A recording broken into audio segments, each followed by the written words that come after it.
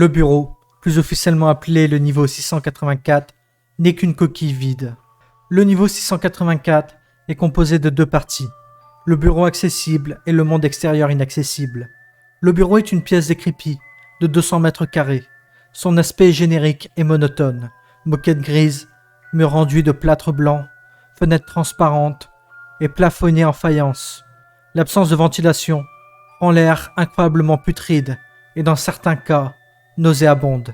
Sur l'aile est de la pièce, deux ascenseurs métalliques, placés l'un à côté de l'autre, sont les seuls moyens connus d'entrer et de sortir du niveau. Ils sont connus pour leur grincement et leur soulèvement, mais aucun dysfonctionnement n'a jamais été signalé. Bien que le niveau soit supposé faire partie d'un bâtiment à plusieurs étages, personne n'a réussi à accéder aux zones situées au-dessus ou au-dessous du sol principal du niveau. Des voix humaines peuvent être entendues à travers le sol et le plafond, parlant en anglais de sujets inintéressants, tels que le métro, les salaires et les machines à café en panne. Occasionnellement, des bruits assourdissants de verres brisés, des cris agressifs et des forages industriels peuvent être également entendus, suivis de moments de silence inhabituels qui peuvent durer plusieurs minutes. Les tentatives d'évasion ou de communication à partir de cet étage se sont tous soldées par un échec. Les fenêtres sont un point central du niveau, offrant une vue dégagée sur le monde extérieur, qui est décoré de pins, d'un parking au rez-de-chaussée et d'une ligne d'horizon urbaine non identifiée. Le niveau présente un cycle jour-nuit régulier, comme en témoigne la présence d'un soleil et d'une lune.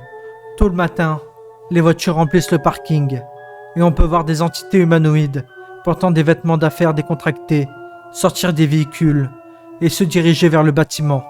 En fin d'après-midi, ces entités commencent à marcher vers leur voiture et finissent par disparaître.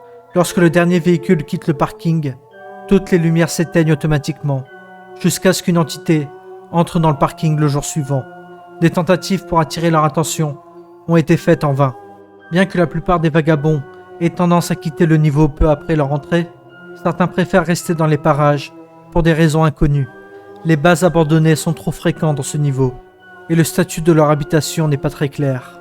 Des détritus et d'autres objets, appartenant vraisemblablement à ces personnes, ont tendance à jonger la zone, y compris mais sans illimité. Des pancartes manuscrites avec des lettres en gras qui disent « Pouce en l'air si vous pouvez voir ça. Laissez-nous sortir. » ou « Appelez de l'aide. » Nombre de ces pancartes présentent des taches d'encre, de petites déchirures et des taches de sang. Des outils industriels dont les arêtes tranchantes sont visiblement usés ou ensanglantés. Une écriture illisible et des diagrammes abstraits sur le mur ouest.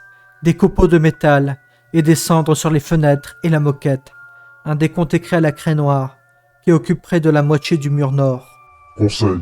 Les vagabonds qui pénètrent dans le bureau sont invités à ne pas prêter attention aux personnes qui se trouvent actuellement dans le niveau, et encore moins établir un contact visuel avec elles. Entrez immédiatement dans l'autre ascenseur et fermez les portes rapidement. Si vous entrez en groupe, comptez les personnes avant d'entrer et après avoir quitté les lieux. Surtout si le niveau est plongé dans l'obscurité totale. Si les deux comptages diffèrent, essayez de convaincre la personne responsable qu'elle a mal compté. Enfin, ne sous-estimez pas l'attrait de la liberté.